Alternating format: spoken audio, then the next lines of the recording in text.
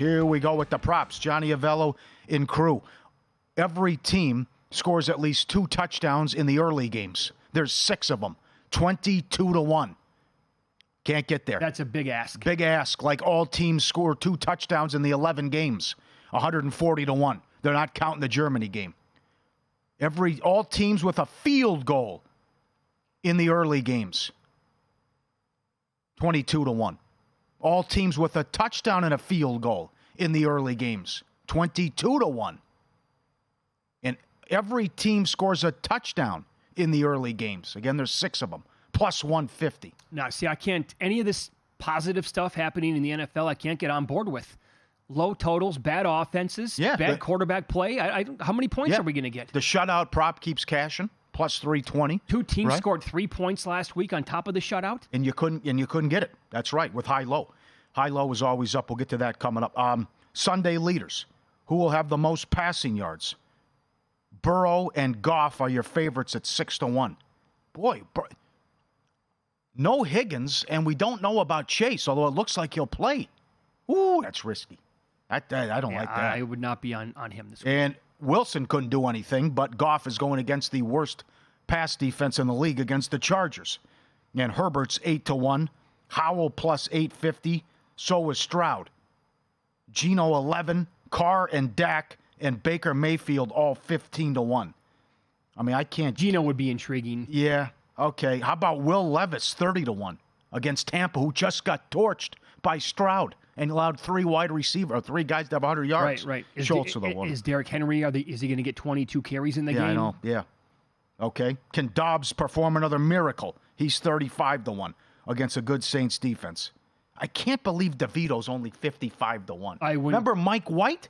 He was 110 that week when he threw for 500. Yes or no, we will get a Matt Barkley sighting in that game. Yes, plus 170. Yeah, I think that we're going to see him. All right. Also, will a quarterback throw for 500 yards is 20-1? 200 yards receiving is 4-1. 200 yards rushing is 8-1. CeeDee Lamb has been hot. Mm-hmm. Most receiving yards. Okay. He's the co-favorite with Keenan Allen. Okay, there are some really good candidates this week. I don't know what the odds are going to be on some of these players because here's the deal, Paulie. Tyreek Hill, here are the leaders in the NFL for targets this year. Tyreek Hill has 97 targets on bye.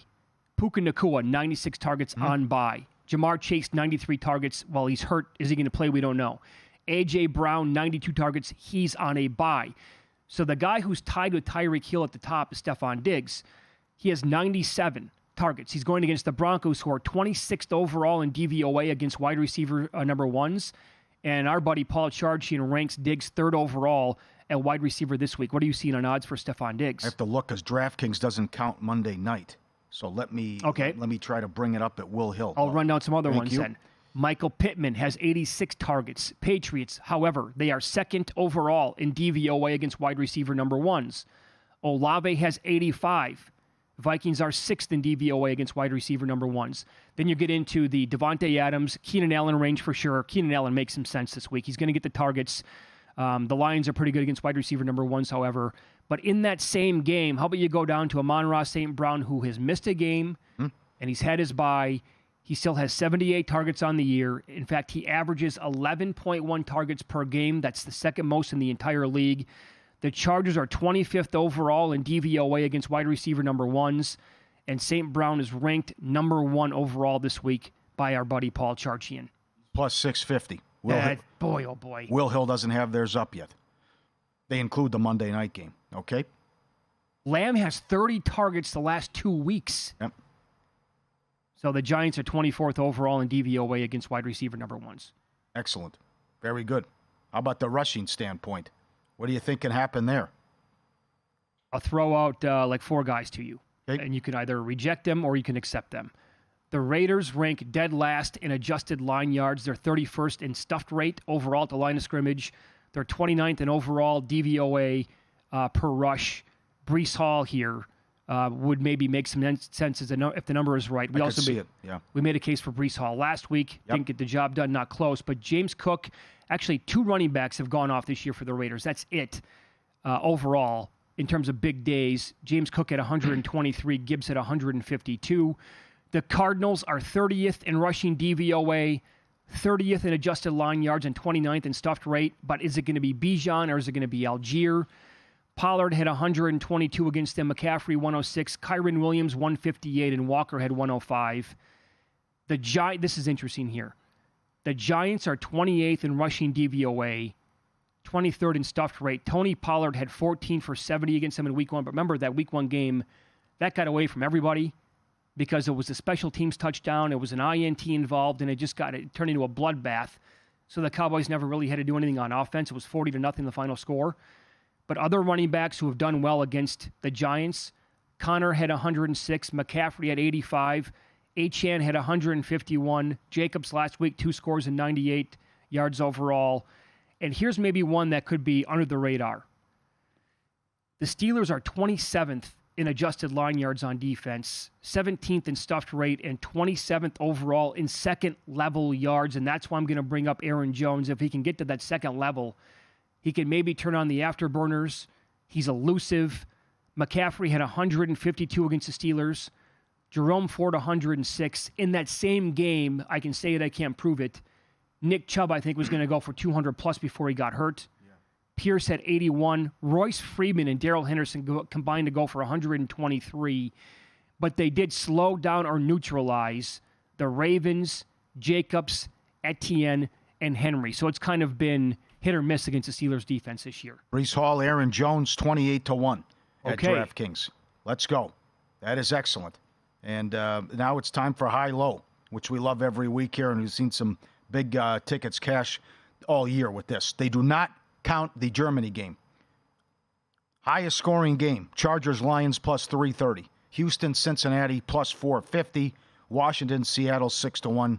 San Francisco-Jacksonville likewise. You want to get nuts? Jets-Raiders 20-1. Cleveland-Baltimore 15-1. So are the Giants and Cowboys. Could the Giants-Cowboys be the game that gets there? Because the Cowboys, we know what they do against bad teams. 40 themselves. Yeah, if they score, yeah. They're up 30-something in the third quarter. Garbage time. Giants, absolutely. Yeah. Sure. Low-scoring game. Jets-Raiders, the favorite, plus 425. Cleveland-Baltimore, plus 550. Tennessee-Tampa. Giants-Cowboys. Packers-Steelers, 6-1. That's the game I would look at. Okay. And then Lions-Chargers, 20-1, if you want to get nuts there. Team, highest points, Sunday, Dallas, 5-1, Cincinnati, 6, Seattle and Detroit, 8, San Francisco, 10. What's Atlanta? All the way to Atlanta is 15. I like that. It's a big start for Heineke. Art Smith will announce the start of the rest of the year after the game, he said. So if Heineke goes out, plays well, lights it up, he's your starter the rest of the season. At least that's what Art Smith said. All the talk is about Murray coming back. I get it. Yeah. Don't forget their defense is horrible. No doubt. Good point. Team with the lowest point total. Giants are 2-1. Oh. When do you see that? Never. 2-1. Oh, no faith in DeVito. Cleveland, 9-1. Raiders, 10. Packers, 11. Tennessee and the Giants, 13. Vikings, Washington, Houston, 15. There's value out there just because you know, with the blowout scenario. And Danny DeVito can't get 10 points. Or he's yanked and Barkley comes in. That could happen, too. I honestly do think that we're going to see Matt Barkley in the game. 2-1. Wow. Yeah, I don't think we've ever heard that before. No. Excellent. I kind of like that. I think good stuff. What are the Packers going to do this weekend? I know. That could be one. I mean, to me, that could be 16-10. And the other thing, too, quickly, Green Bay, first half points, 7-3-0, 3-3-0. Pittsburgh, 10-3-3-3-0. Green Bay's first half total. I looked. Take a guess. Is it 9.5? 7.5. Oh, mama. I don't think they moved the ball, period. I don't think so either. I love the Steelers. Love them.